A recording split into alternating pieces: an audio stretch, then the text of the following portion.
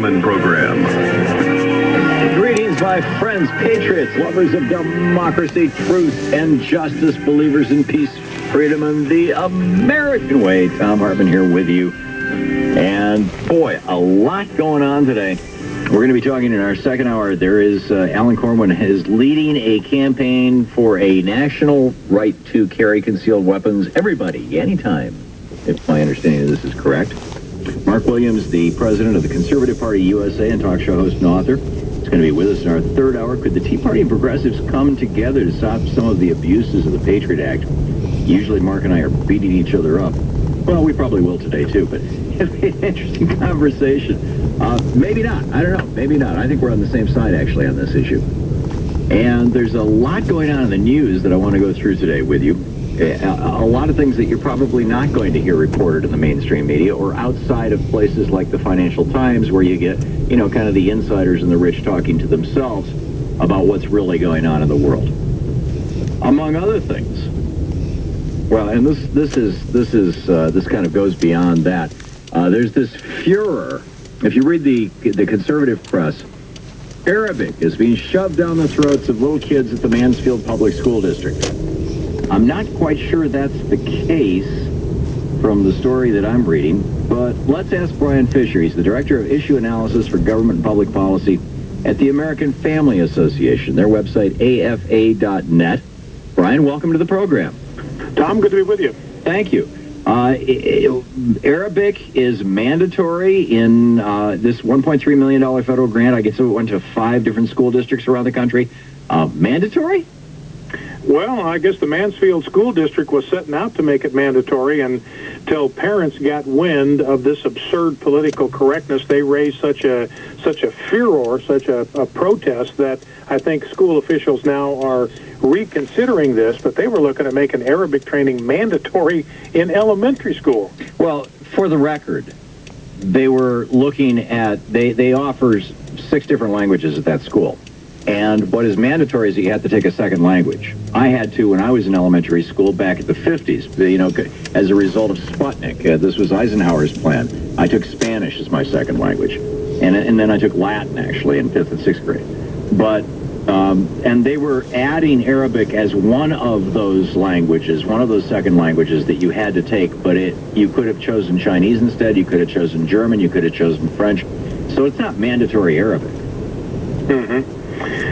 Well, and never was. I mean, why get hysterical about this? Isn't it smart that we start learning? I mean, you know, you've got about a third of the world's population speaking Arabic, and Arabic has nothing to do with Islam. There's a lot of people who speak Arabic who are not Islam. Well, you know, you got Christians all over Lebanon who speak, well, all over the Middle East who speak Arabic. You've got Jews who speak Arabic. You've got, you know, people who are unaffiliated. It's a major world religion. Or, I mean, excuse me, not religion, language. Yeah, well, and it's inextricably linked to the religion, and I think that was part of the concern that parents had. Is this going to be sort of a backdoor way to indoctrinate our elementary school kids into the tenets of Islam? You know, and parents were concerned. You know, you can't have somebody in there teaching the basic fundamentals of Christianity, even though that's what the United States was founded on. But here you... Oh, no, it wasn't. I'm sorry. The United States was not founded on Christianity. The United States was founded on a rejection of the British system and on the secular Enlightenment. I'm sorry if you're going to try and filibuster me, but you know, I just can't let you get away with saying something like that. The United States was not founded on Christianity. The founders, in fact, rejected the idea that this was a theocracy. The only one who suggested that was Patrick Henry, and he was ridiculed by his peers for it. Well, we got a fundamental difference of opinion there, Tom. I mean, the Declaration of Independence refers to the Creator with a capital C. The Creator they were talking about. It doesn't say Jesus Christ. Well, it certainly does in the dating. They may well have been referring to Allah.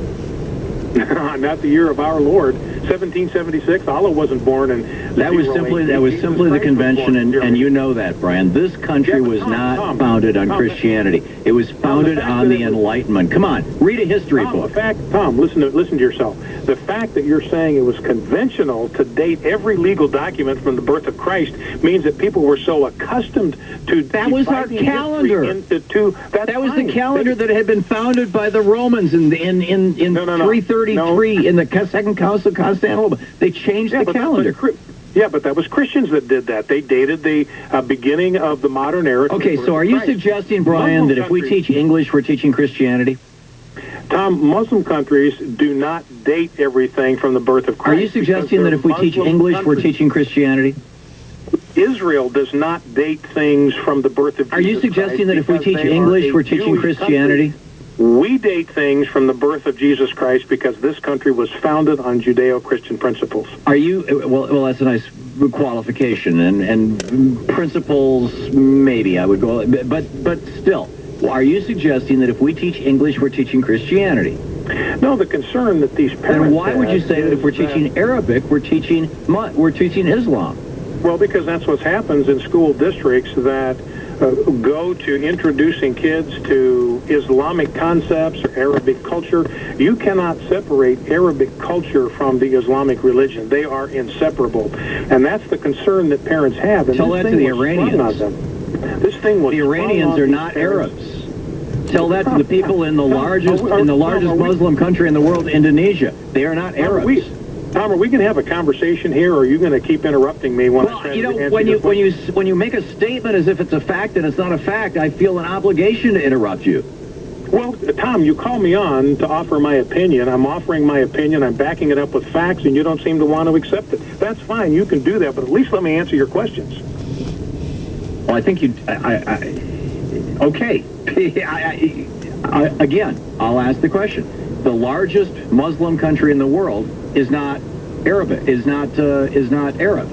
The largest or maybe second largest Muslim country in the Middle East, Iran, is not Arab. In fact, if you call an Iranian an Arab, it's an insult. How can you say that learning Arabic or learning anything about Arab culture has anything to do with with Islam? Well, because they are inseparable. I mean, but the Quran is written in Arabic. I mean, what the Old Testament is written in Hebrew.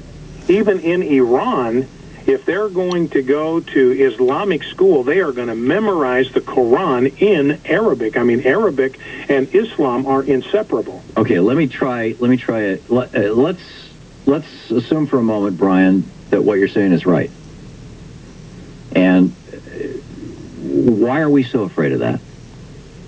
Well, it's just absurd to say that Arabic is the language of the future. That's what the Mansfield School District was saying. It's the language of the future. The only way it's the language of the future is if the Islamic hordes overrun the United States of America, because there is no intellectual firepower that's behind the Arabic language. In fact, I'm looking at some statistics here. They invented mathematics. The Arab world translates 330 books a year. That's about 20% of what the country of Greece does all by itself. So you're saying that we Americans should ignore over 1 billion people out of the 6 billion people on this planet. We should ignore the language that they speak because we should just keep our head in the sand? No, if people want to take it, that's fine, but it's absurd to say that this is the language of the future. I mean, 4 Muslims have won the Nobel Prize for something other than the Peace Prize. I mean, there's just no intellectual, scientific firepower in the Islamic world, the Arab world, the world that speaks Arabic. No, well, they've got inbreeding problems, Tom. You know, first cousin marriages have been practiced in the Islamic world for 1,400 years.